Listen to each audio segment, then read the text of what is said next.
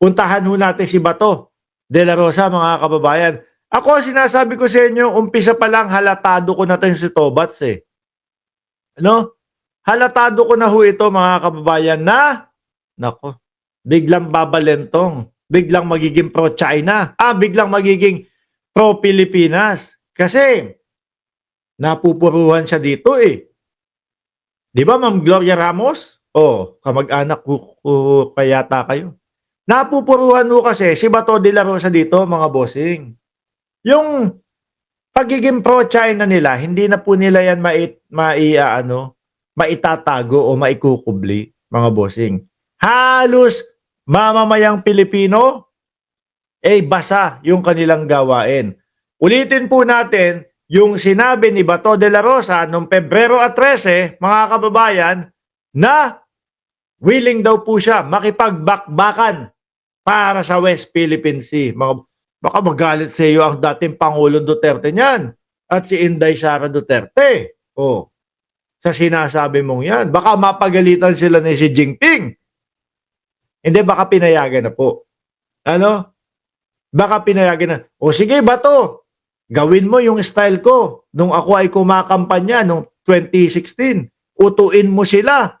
Kunyari, gagawin mo to. Kunyari, gagawin mo yan.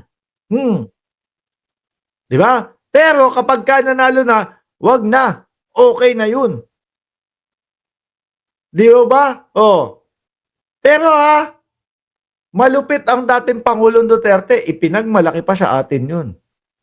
Na nung panahon na yun, kayo naman, election nun. Yung tipo bang, dapat marunong na kayong bumasa nung mga buladas ko lang at hindi ko naman gagawin. Parang tayo pa may kasalanan mga kababayan, na naniwala tayo na ipagtatanggol yung West Philippine Sea. Ganun ang gawin mo, Bato de la Rosa. Okay na sa amin. Sabihin mo kunyari, pro-Pilipinas ka at hindi ka pro-China. Di ba? At yun na nga po siguro ang ginawa ng ating senador. Sabi niya, ako, prangkahin ko kayo.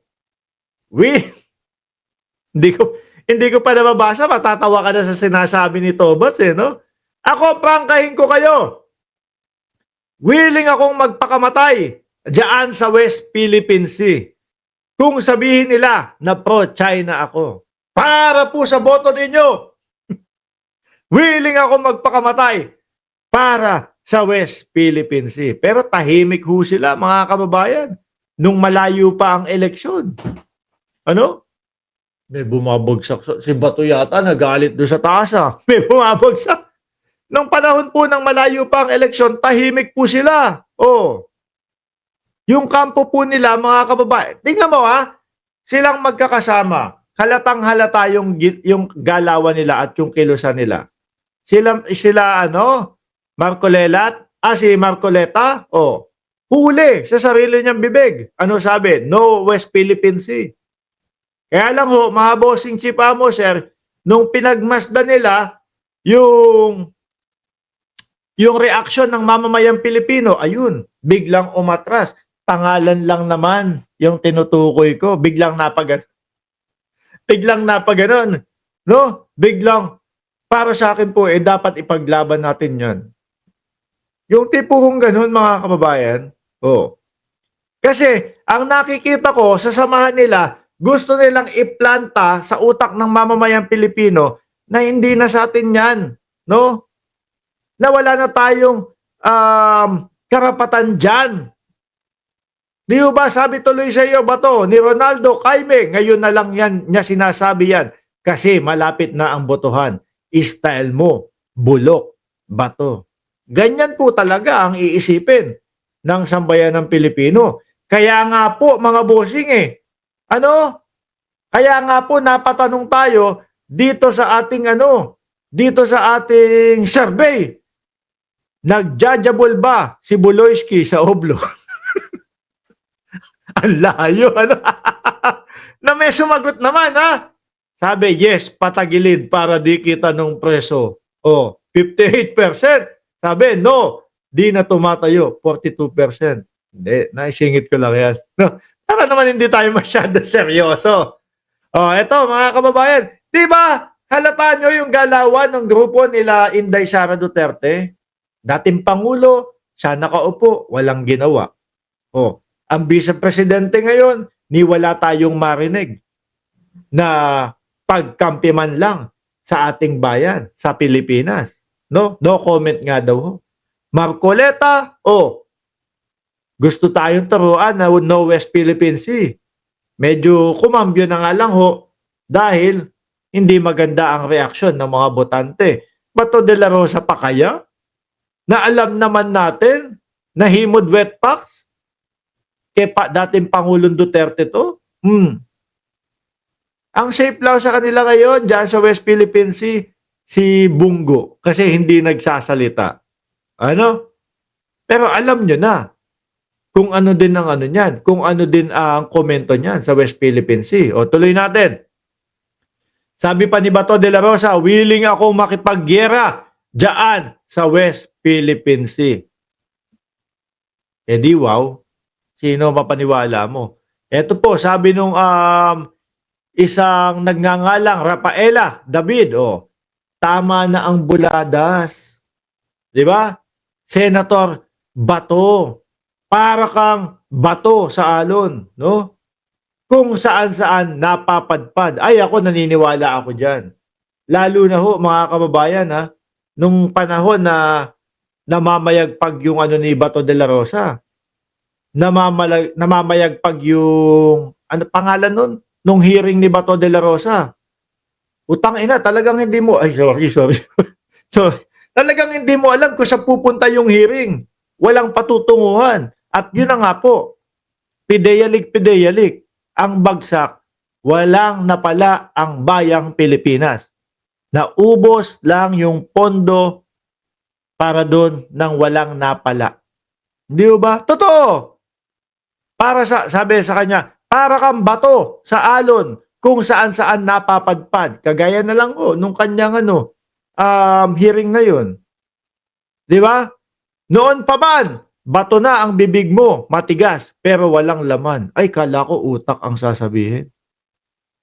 Sabi ni Ronaldo Jaime ulit, ano daw? Marinig mo lang ang ICC, nanginginig na ang tumbong. Ay, correct. Oo. Ano? Birador Vlog, shoutout sa iyo. Tuloy! Noon pa man, bato na ang bibig mo, matigas pero walang laman. Huli na ang lahat, Senator. Wala ka mang suot na bayong sa ulo. O yun, makapili, ano? Wala ka mang suot. Eh, sila naman po ang pangkasalukuyang makapili, mga kababayan Lalo na kapag ka dumating yung kaibigan natin na malaki ang ratbo. Ay, hindi, kaibigan natin yan. Si Banat Boy, suportahan niyo po yung suportahan niyo po yung channel ni Banat Boy. Ayan. Madami po kayong matututunan diyan at hahagalpak kayo sa katatawa. Ayan. No, yan po yung mismong channel niya. O, tuloy. Wala ka mang suot na bayong sa ulo. Bistado na ang karakas mo. Hindi ka kakampi ng masang Pilipino sa West Philippine Sea. Correct ko, mga bossing. Ito, style na lang po ng Bato de la Rosa to. Style na lang po ng mga Duterte, ng mga Duterte na mga senators aangkas sila dyan, ididepensa yung kanilang sarili na hindi sila pro-China. Paano ho? Sa araw-araw na ginawa ng Diyos, hindi ho si Buloy Iba po yung Diyos yun, si Buloy. Diyos po ng jabulan yun Sa araw-araw po na ginawa ng Diyos, mga kababayan, ang nababasa nila sa comment section, panay ho, wag nating iboto yung mga pro-China na senators, which is sila po yung tinutukoy, mga kababayan. Uulitin ko, sa araw-araw na ginawa ng Diyos, yung totoo pong Diyos hindi po yung Diyos ng jabulan. Si Buloyski po yun. Ang nakikita nila at nababasa nila, mga kababayan, ay wag nating iboto yung mga pro-China. Sabi ni Almugen, malayon. Solid Duterte kami. Malapit na ang eleksyon. Tingnan natin. Ba't hindi nyo pa ba nakikita diyan sa mga rally ninyo? Kung ang dating Pangulong Duterte nga, napapasabi ng marami sila eh. Tapos kayo, ewan ko kung saan nyo pinapanood yung sinasabi nyo, malakas pa din kayo. Di ba? Malakas magbintang, nabayaran o binabayaran yung pumunta daw po doon sa Davao, mga kababayan. O, di ba? Wala na. Mahihirapan na po itong mga ito na makapagpapaniwala, no? Para iboto sila, mga bossing. Kaya sa darating na eleksyon, kayo na bahala. Alam ko, alam nyo na kung sino yung mga dapat nyong iboto. Sabi ni Marie Saito, no to Team Burat. Ay, suka. Kasi pag nandito si Banat Boy, lagi kong naiisip yun dahil pinapatulog yung anak ko niya. Sabi, tulog ka na para lumaki ang ratbo mo. Sabi, kaya naisip ko, Team Ratbo.